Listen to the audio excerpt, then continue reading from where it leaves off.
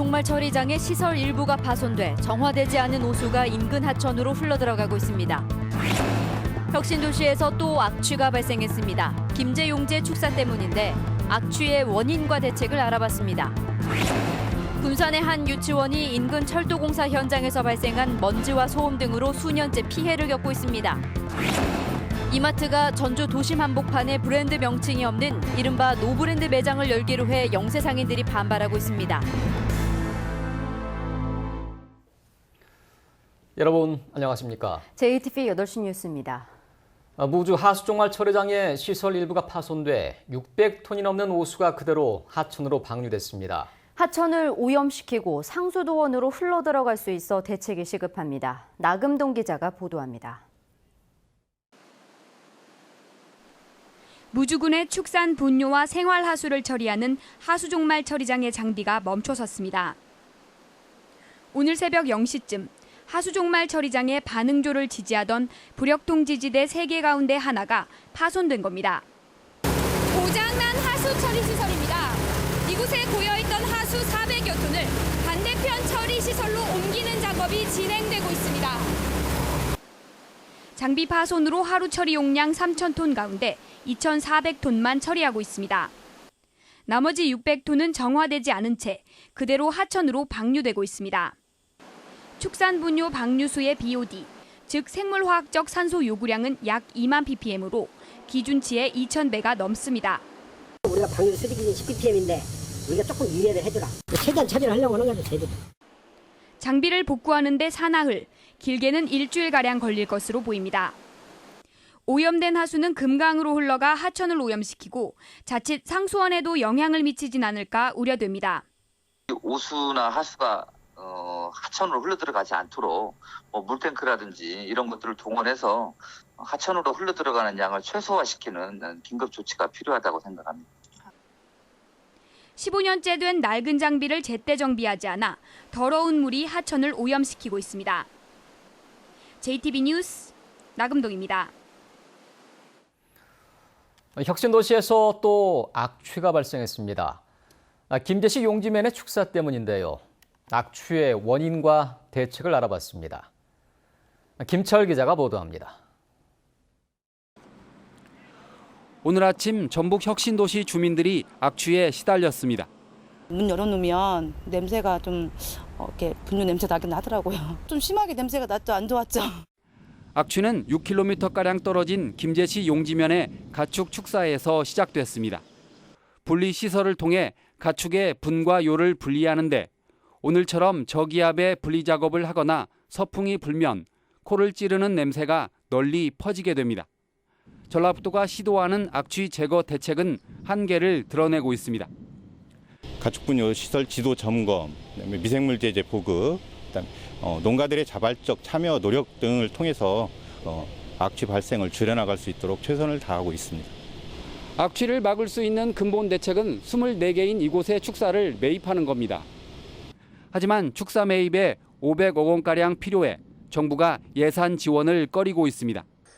그러나 익산 완공의 악취를 없앤 것도 결국은 1,100억 원의 예산을 투입해 축사를 매입했기 때문입니다. 이에 따라 김제 용지를 특별관리지역으로 지정해 악취 제거 예산을 확보하는 게 큰 과제로 남았습니다.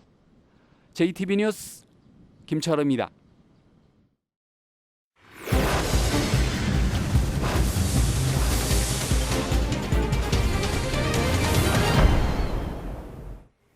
군산의 한 유치원이 인근 철도공사 현장에서 발생한 먼지와 소음 등으로 수년째 피해를 겪고 있는데요. 아이들의 건강과 안전마저 위협을 받고 있다며 대책을 호소하고 있습니다. 김진형 기자의 보도입니다. 150여 명의 어린이들이 하루 대부분을 보내는 군산의 한 유치원입니다. 야외 활동 시간이지만 실내에서 체육 수업으로 대신하고 있습니다. 창문은 모두 닫혀 있습니다. 바로 옆 새만금 산단 인입철도 공사 현장에서 발생하는 먼지가 아이들의 건강을 위협하기 때문입니다. 놀이터 기구에도 먼지가 많이 쌓이기도 하고 저희 반 교실에도 창틀에도 많이 쌓이는 걸 많이 느끼긴 해요. 그래서 그 먼지 때문에 많이 아이들 지내는 환경이 좀 침해되는 걸 많이 느끼기도 하고 있어요.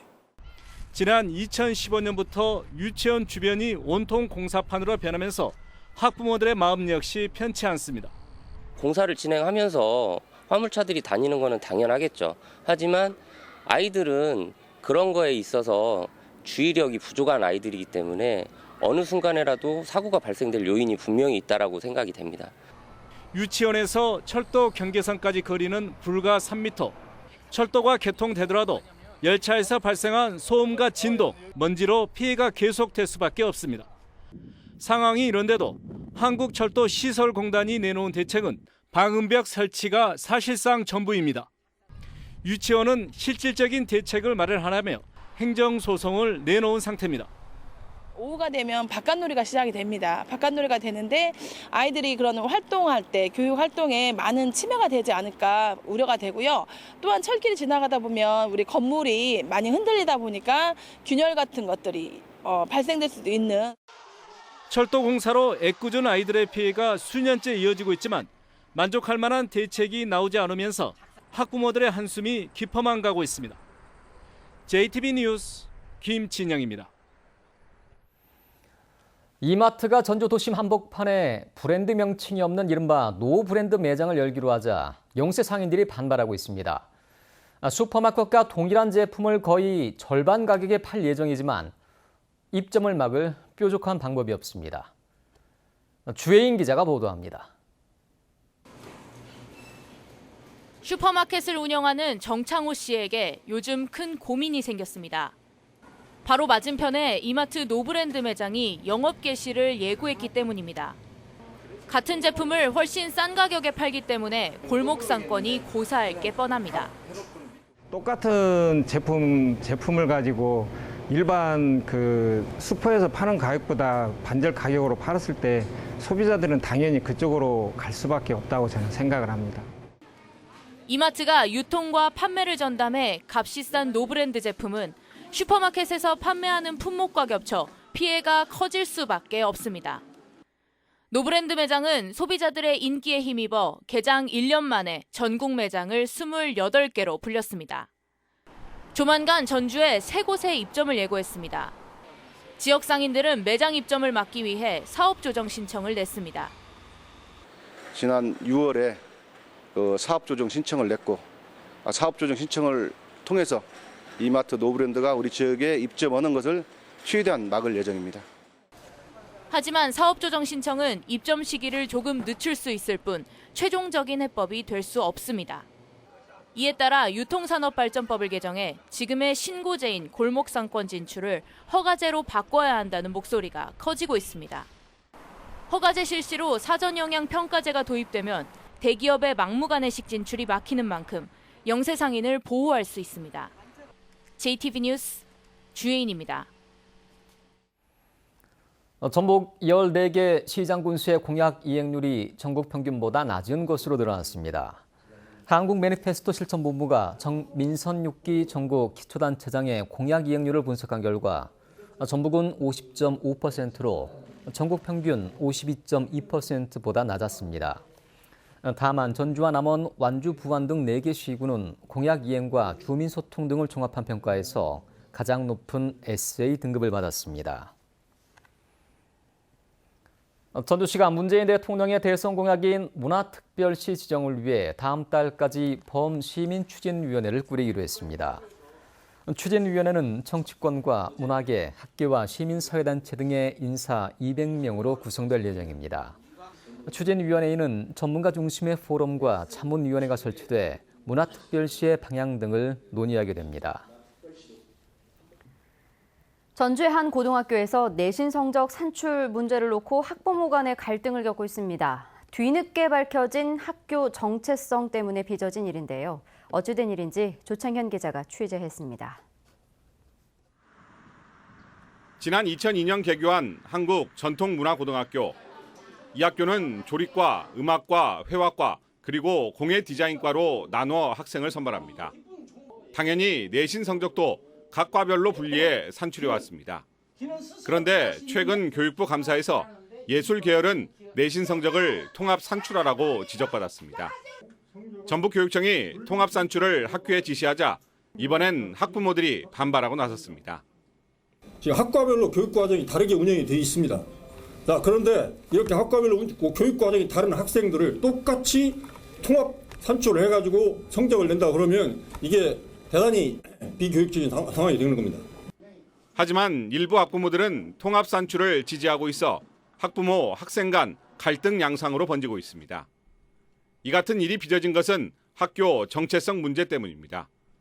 현행 초중등 교육법에 따른 고등학교 분류는 일반고와 특성화고, 특수 목적 고등학교로 나눠져 있습니다.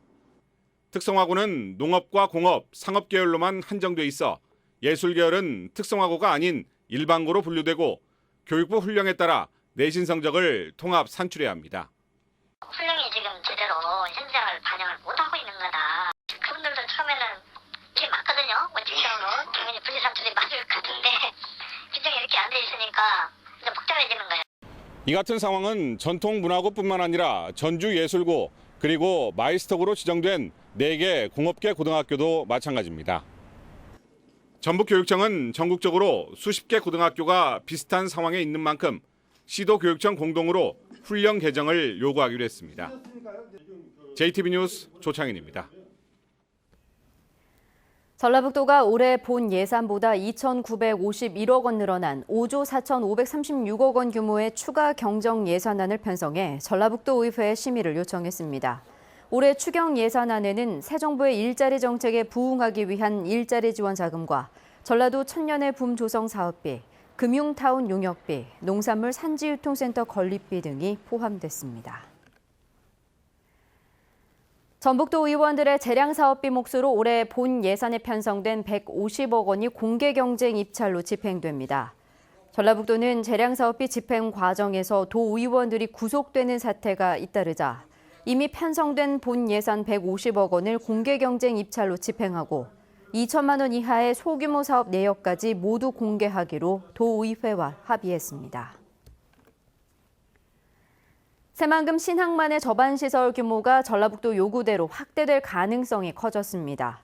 해양수산부는 최근 신항만 기능 재정립을 위한 용역을 발주하면서 새만금 신항만 접안시설 규모를 2만에서 3만 톤급에서 5만에서 10만 톤급으로 확대하는 내용을 포함시켰습니다. 한편 군산지방해양수산청은 2,300억 원 규모의 새만금 신항만 진입도로 등을 발주했으며 이 사업은 지역업체 우대 기준이 적용되는 새만금의 첫 사례가 될 것으로 보입니다. 40여 개의 여성단체와 시민단체가 오늘 전북지방경찰청 정문 앞에서 부안여고 교사 성추행 사건과 관련한 기자회견을 열었습니다. 참가자들은 부안여고와 학교법인이 성추행 사건을 방조한 동료 교사들에 대해서도 강력한 징계를 내릴 것과 교육청이 종합감사를 통해 책임자에게 엄중한 책임을 묻고 재발 방지와 피해자 보호 대책을 마련할 것을 주문했습니다. 전북은 오늘 임실 20mm, 장수 16mm, 전주 2.3mm의 비가 내렸습니다. 이번 비는 내일까지 이어지겠고 예상 강수량은 10에서 50mm입니다. 내일 낮 기온은 28도에서 31도로 오늘보다 2, 3도가량 높겠습니다.